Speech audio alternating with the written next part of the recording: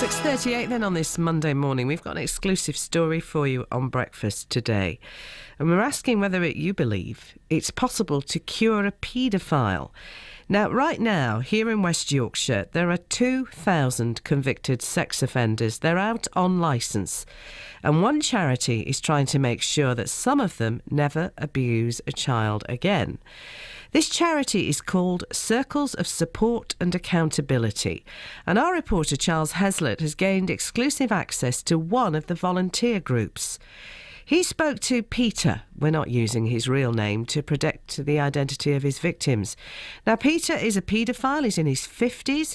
He has a history of indecently assaulting and exposing himself to children under 5. Well, for quite a few years I used to indecently expose myself, and I was convicted of it.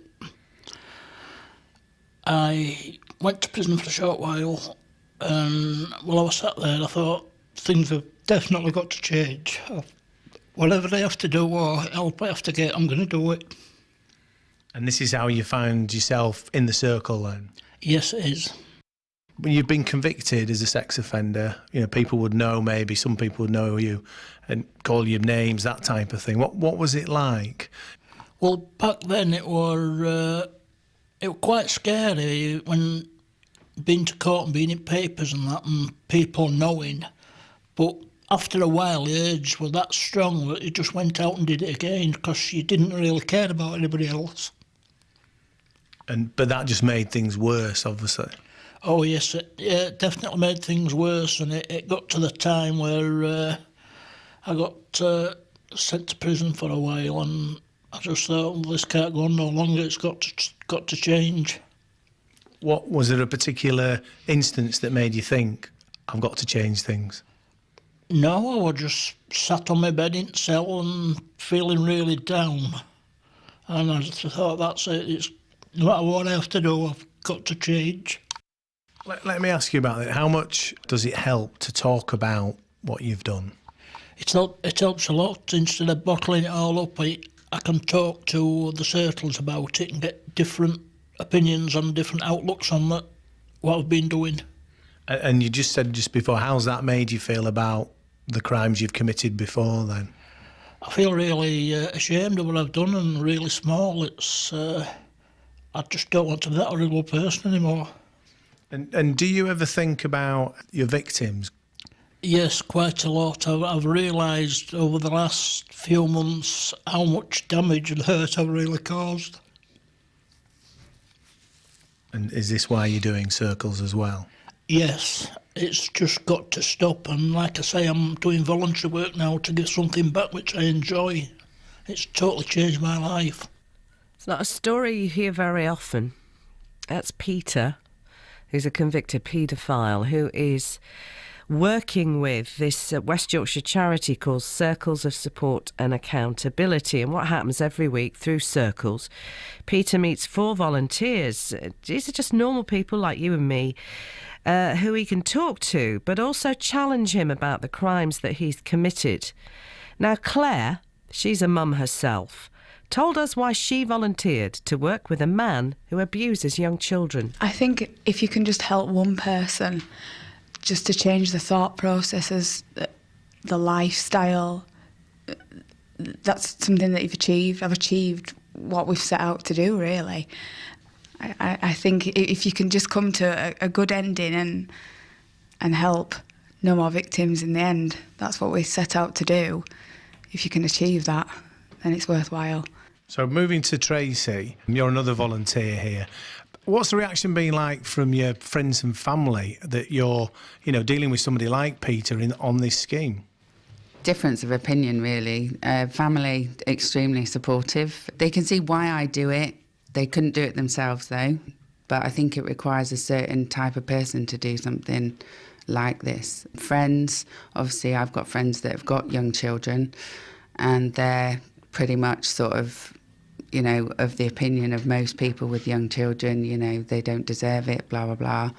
But better that they're in our care and our support than out there with nothing. They might reoffend. This way, we know what they're doing, they're monitored, not just through the circle, but they've got professionals as well. And it's better to know what they're doing and what they're not doing than, leaving them to their own devices. Two mums then who've decided to join this circle to talk to convicted paedophiles here in West Yorkshire to see if they can dissuade them and tackle the issues that create the abuse, which is quite remarkable. I'm not sure I would be able to do that. The founder of this charity, Circles Yorkshire and Humberside, is going to be on this show, and I'm going to speak to a man called Peter Saunders later, who's the founder of the National Association for People Abused in Childhood, about whether or not helping the perpetrators can be effective. Some of you think it can, some of you not. There's quite a debate going on Twitter at the moment at BBC Leeds. Sylvia says she saw a report on TV some time ago that you can cure, in inverted commas, a large number of paedophiles. She says, I can't remember the exact numbers, but it's like 20% can't be helped, but the remaining lot can.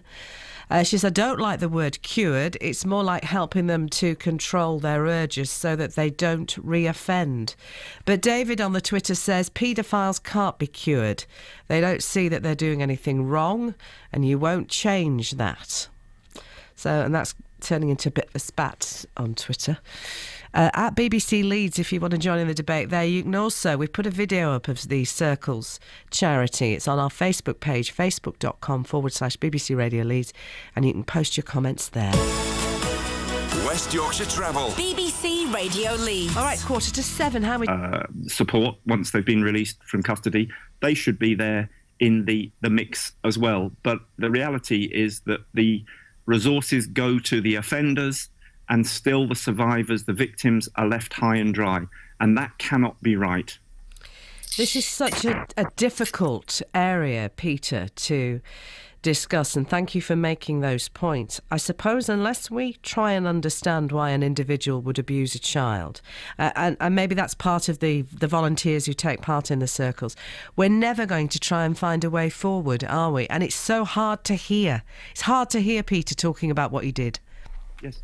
And I concur that we will never, in a sense, be able to arrest and prosecute ourselves out of this vile social criminal problem of what so many people do to our children. We have to look closely. We have to get under the skin. And I think, with the due respect to the amazing and wonderful volunteers at Circles, they are not trained to get under the skin of the likes of Peter and the many other people who rape and abuse children. We need experts, we need psychologists, we need a lot of work. We need, actually, Liz, what we need is a massive investment.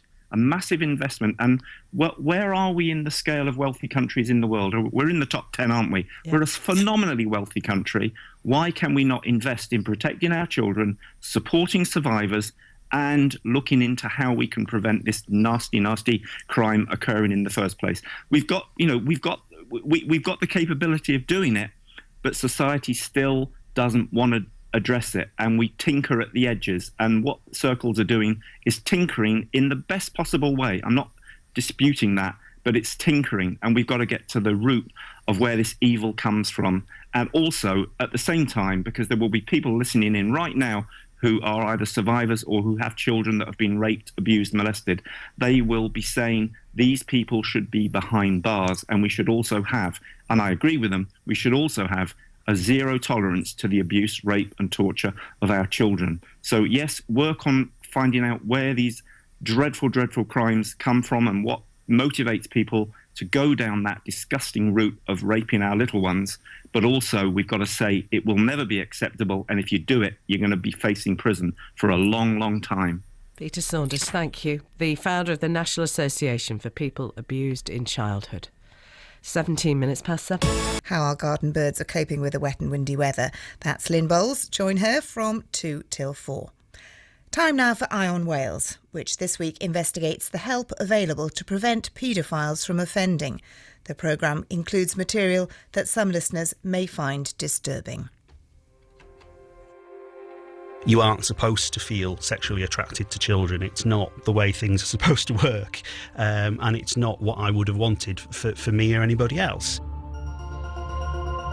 Chris classes himself as a paedophile. He's never harmed a child and he never wants to. But it's hard to be open when you're in Chris's situation, and it's even harder to find help. We really need to find a way to change society's attitude. The more we vilify them, the more we push this underground. The public have to be part of the answer, and a public discussion and a public clarity about these problems and about how to address them needs to be achieved. This has happened since the beginning of time, I'm sure of it, and I'm sure it will carry on. What we're trying to do is try and stop the tide from coming in any further and push it back. That tide seems to be coming in at a rapid pace. Police say they will continue to look for any other victims of paedophile rock singer Ian Watkins. The 36-year-old Lost Prophet singer from Pontypridd admitted a series Police in Mid Wales have charged a local man with the murder of the missing 5-year-old girl April Jones. Mark Bridger, who's 46, is also accused. More than a dozen official reports on sex abuse by Jimmy Saville have found that he assaulted more than 170 people at 41 NHS hospitals over a period spanning more than 5 decades. Since the revelation of Jimmy Saville's abuse of children and young people, hardly a week goes by without some mention of the sexual abuse of children. But if you're a paedophile and you don't want to offend, what help is there? I'm Kayley Thomas. In this week's Eye on Wales, I talk to Chris to find out how he eventually got help and what else is out there to prevent paedophiles from offending and causing misery in their wake. Chris's name has been changed to protect his identity. For me personally, it was an overwhelming feeling of not wanting to feel the way I was, if that makes sense. Throughout Chris's teenage years, he had a gradual dawning that something wasn't right.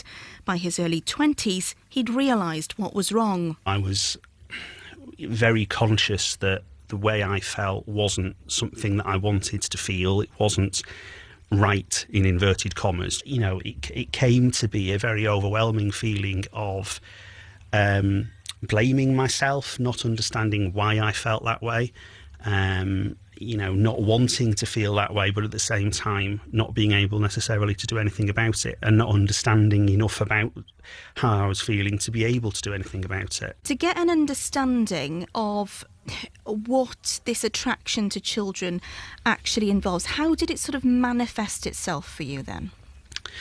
The way that I explain it to people and the way that I've experienced it myself is, if you imagine we all on a day-to-day basis come across people who we, in inverted commas, like, who we feel some sort of attraction towards, I would experience the same kinds of feelings towards, in my particular case, teenage boys, is what we're talking about. And, for me, it's the seeing somebody that is attractive to you and feeling the physical sexual attraction to that person. That's a feeling that everybody's familiar with, whatever their sexual preference. It just so happens that for me, I experience those feelings towards people who are younger than perhaps other people would feel the same thing. And in sort of satisfying those feelings to a certain degree, Chris, were you seeking to put yourself in situations where you might encounter teenage boys? Were you looking things up on the internet? I was actually the opposite to a certain extent. I was very much seeking not to put myself in positions where I was going to encounter teenage boys, so that I didn't experience those feelings as much, because they weren't something that I wanted to feel, if that makes sense. In terms of the internet, I think to a certain extent it was through looking things up online that I came to understand a lot more about my sexuality. So in that sense, the internet was quite helpful to me in the beginning of that process of understanding, which is great. It did unfortunately also mean that it was very easy to fall into the trap of, and we're not talking about anything explicit or anything pornographic, but just seeing photos of individuals who I found attractive. It was very easy, it would have been very easy to fall into the position of using those to satisfy the sexual urges.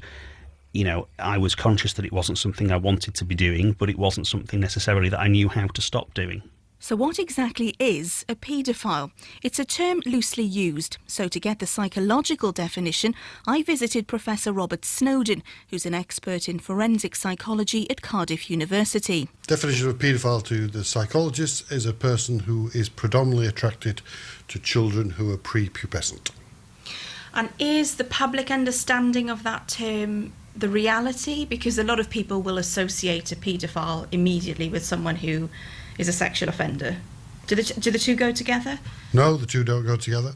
Most, what we would call child molesters, which is people who have committed a crime against a child, are not paedophiles. They commit those crimes for a variety of reasons.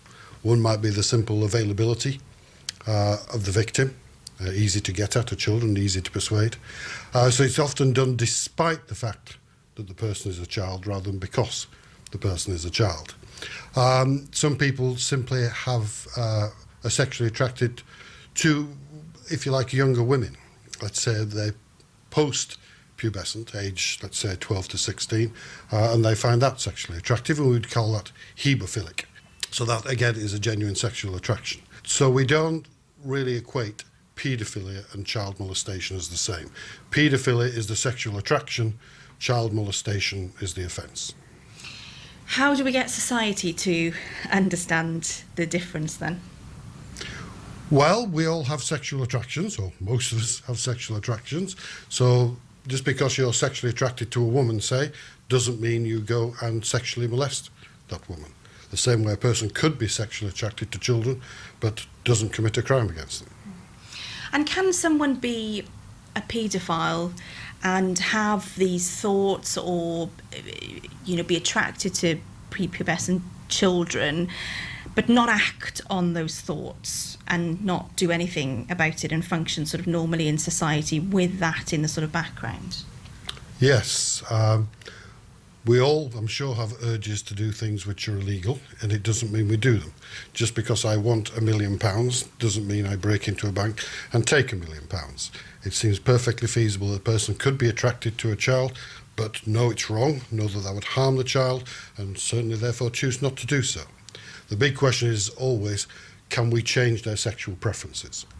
I think it's fair to say there is no technique we know of so far that can change anybody's sexual interests and sexual preferences. So it really is more about teaching coping strategies and managing strategies rather than being able to cure, i.e. get rid of, the paedophilic urges or thoughts in the first place. So you would say categorically you can't cure a paedophile? I would say we've no evidence in the scientific literature that we can cure paedophilia. For Chris, the way he felt was starting to take a toll on his life. I'd become quite depressed. I'd become quite isolated, bluntly. I'd got myself into a thought process whereby I was blaming myself for what I was feeling, which was daft because you can't help feeling whatever you feel, But I was blaming myself. I'd got myself into a situation mentally where, well, I'm rubbish, so why bother? Other people will think bad of me as well. And there was a period of time where I felt that I wanted to harm myself. I felt that I wanted to take my own life at one point, and that's not fun. It was when I got to that point that I sort of realised that actually I'm going to have to do something about this, and however hard talking about it might be, it's going to be the only way that I'm going to get through this at all. So there was the realisation that you'd reached a point in your life where you needed to seek help. Who did you turn to then? I actually went and spoke to my GP, my doctor, initially, because he is somebody, he's been my doctor since I was a little tot. He's somebody that I've known for years and years. He was very supportive, even though he didn't necessarily know where to go with it, where to go next and what to do with it. He was very helpful because he took the time to listen and understand what I was saying without being very judgmental about it. And, he made it very clear that his job was to try and help me rather than to judge me, and that was what I needed at the time. And we had a real struggle finding anything at all. There was nobody within the NHS who was able to offer any services at all. The only provision that was available within sort of the entire region where I live was provision for people who'd already been arrested and convicted of some sort of offence involving children. which obviously in my position is unhelpful, to say the very least, because, part of the whole reason why I was seeking this help and this treatment was that was the last position I ever wanted to end up in. And it was only really when we resorted to simply Googling what we were looking for, that we came across an organisation called STOP-SO, which is based down in South Wales.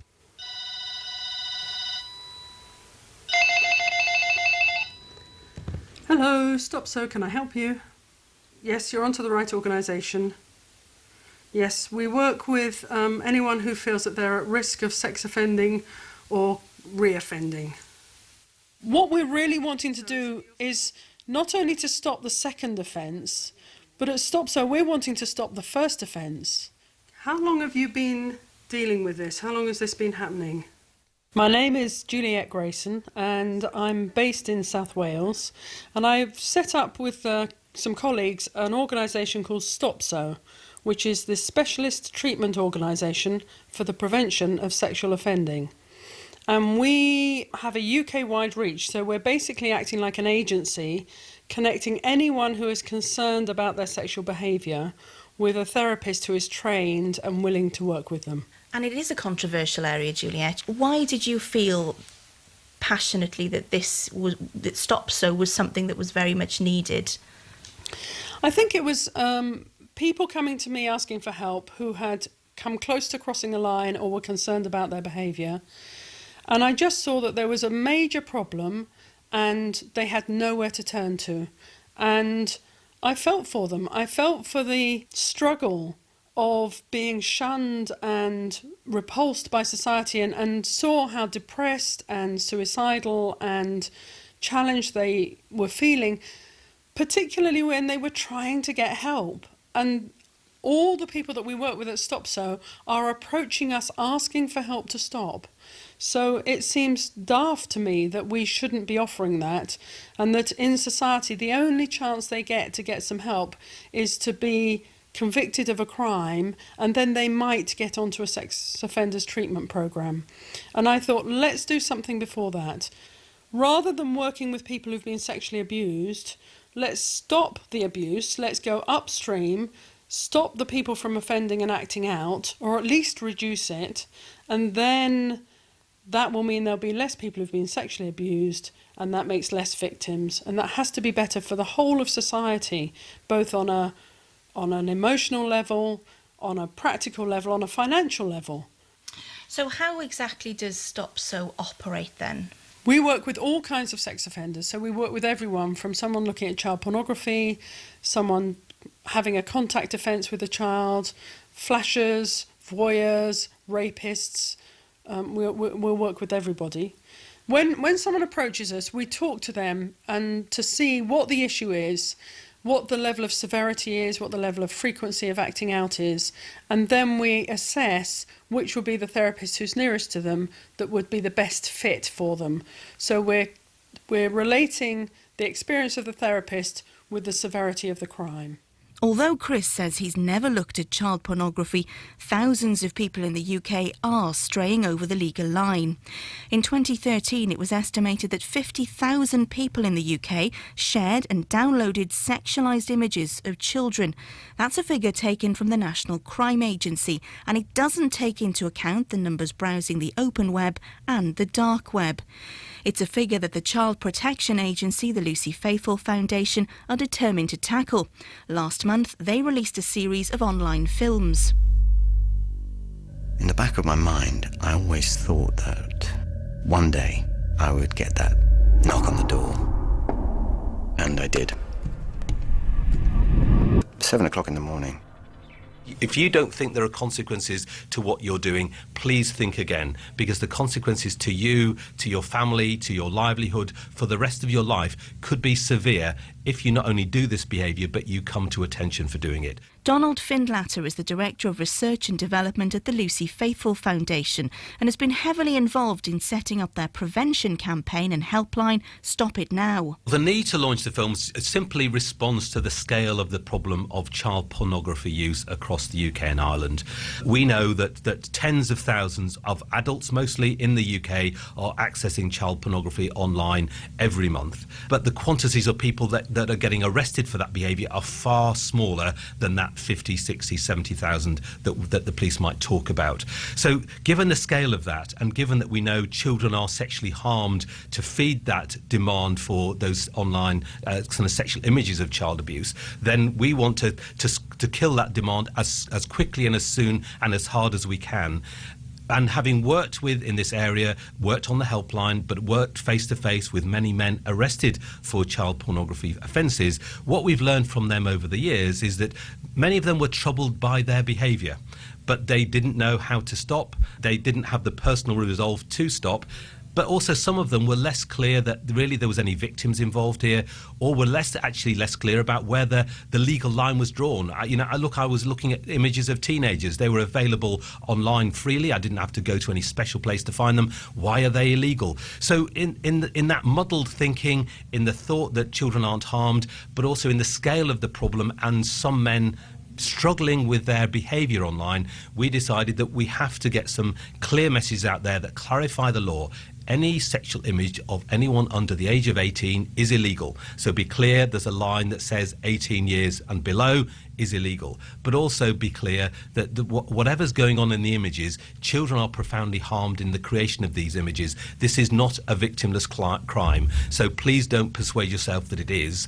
And if you are troubled by your behaviour online and you're struggling to stop, help is available to stop. And you can get that help confidentially and anonymously. It's available freely over the telephone, and we have some additional online resources. And you mentioned one of the films that you put together is looking to clarify the law. I mean, how much of a problem is it that people may think that what they're doing is on the right side of the law? And is that down to ignorance, or is it down to them being deceptive, effectively? I don't believe that there's been enough clarity issued by any government department or indeed any police force that clarifies to every member of the public, including school children, including parents of teenagers, that sexual images of anyone under the age of 18 are illegal. But children, yes, can consent to sexual behaviour at the age of 16, but images under the age of 18 are illegal. So we need everyone to be very clear about that. We also need to be clear that you don't have to go to very special places to find it. Many of the men, probably 70-80% of the 13 or 1400 men we've worked with face-to-face over the last 5 years in our group work programmes for child pornography offenders, many of those men saying, look, I didn't know when I'd crossed the line. I got access to this material through file sharing sites or through looking at adult sexual material online and just followed some links from those adult pages. I didn't realise there was a legal line that I'd crossed until after I'd crossed it, and then by then it was too late. Mark Bridger, who was being questioned by police about the disappearance of 5-year-old April Jones in mid-Wales, has been charged with her abduction and murder. 2 of the 5 terror 3 years after this horrific event, April Jones's parents, Coral and Paul, are trying to make sense of what happened. They're now campaigning for more awareness and more prevention. It was hard to think a local person did it, because people we've spoken to thought Wales was a safe place until this happened. It is still a safe place. I mean, everybody closes in, everybody helps you out. But it's even harder to think it wasn't a stranger. If it was a stranger, I think you'd mentally feel a bit... You'd mentally say, oh my God, somebody outside came into our lovely place and took a child. But when it's a person you know, it really knocks you down. And you don't know who to trust. Before April went missing, we hadn't got a clue that... to be truthful, there was paedophiles out there. You know they exist and stuff, but you didn't realise that was another country, that was somewhere else. But no, we are proof that it was on our doorstep. At one time, I wanted to put them all in jail. And you know, that's it. They're thinking about it, they've done the crime, or they're thinking of doing the crime, that's it, put them away. But then if you can help them and give them a chance to prove that they're not bad, then yes, I have said now they need help. Prevention has got to be the first thing we've got to try, and it's the easiest thing to do. The actual hardest thing to do is stopping a paedophile online who's looking through images and stuff like that. So to prevent somebody from going to this stage is the easiest thing to do, and probably the cheapest thing. I think everybody should talk about this subject. The more people talk about this subject, the more they'll get into it and find just how big a subject is. This should be a national debate, I reckon. For Juliet Grayson of Stop So, it's a debate she's ready to take on. Her mission to provide therapy for both non-offending paedophiles and all types of sex offenders was helped in part by funding from a local police force. We were given some money by Gwent Police and Crime Commissioners Fund in 2014. They gave us $5,500. Most of that was to pay for therapists to be trained. So they were really sensible. What they did was they said, take this money, train therapists up so that we will have an ongoing resource in Gwent of therapists who know how to do this work. How many are actually coming forward to you at Stop So then? We've been seeing clients since about 2013, the middle of 2013, and we've seen about 120 clients across the whole of the UK, and about 18 of those will have been in Wales. We've had people right the way through, from judges, doctors and teachers, through to people with learning difficulties who are on social security. In terms of therapists, across the whole of the UK, we've got 127 therapists who are trained or training and almost ready to go. And in Wales, we've got 23 therapists, so that's great. We've got a high proportion of therapists in Wales. And I think that's because of the funding that we were given by the Gwent Police and Crime Commissioners Fund, which allowed us to train up therapists in Gwent. And so we've got more people coming forward, asking for help, who haven't yet come to the attention of the authorities. And this has to be a really, really positive thing. And of those who perhaps come to you for 12 weeks and then feel like whatever issues they've had have been resolved, is there any follow-up? Is there any way that you keep in touch with them or sort of monitor their behaviour at all? At the moment, Stop So is in the process of setting that up. So we haven't done follow-up with people so far, but we are in the process of setting up those procedures to be able to follow up. Until those procedures are in place, it's difficult to prove that Stop So works. Gathering such evidence is a problem that all organisations in this field face, but it's crucial to securing funding. The Gwent Police and Crime Commissioner's Office told Eye on Wales they need such evidence before they put further funds into Stop So. Certainly for Chris, the moment he picked up the phone to Stop So proved to be a turning point. There's an old saying, isn't there, about a problem shared being a problem halved, and I think, just knowing that there is an organisation there or even a single person there, just knowing that that person is there, those people are there, even before you've actually had the conversation with them, is a very important thing. It certainly, for me, did a lot to sort of get over the feelings of isolation and loneliness that I was having at the time. So yeah, definitely it was a very important moment. And how did the therapy from Stop So work then? Presumably you got in touch with them, they then put you in touch with a therapist in your area. What sort of happened next then? Yeah, I got in touch with Stop So, and they put me in touch with somebody locally.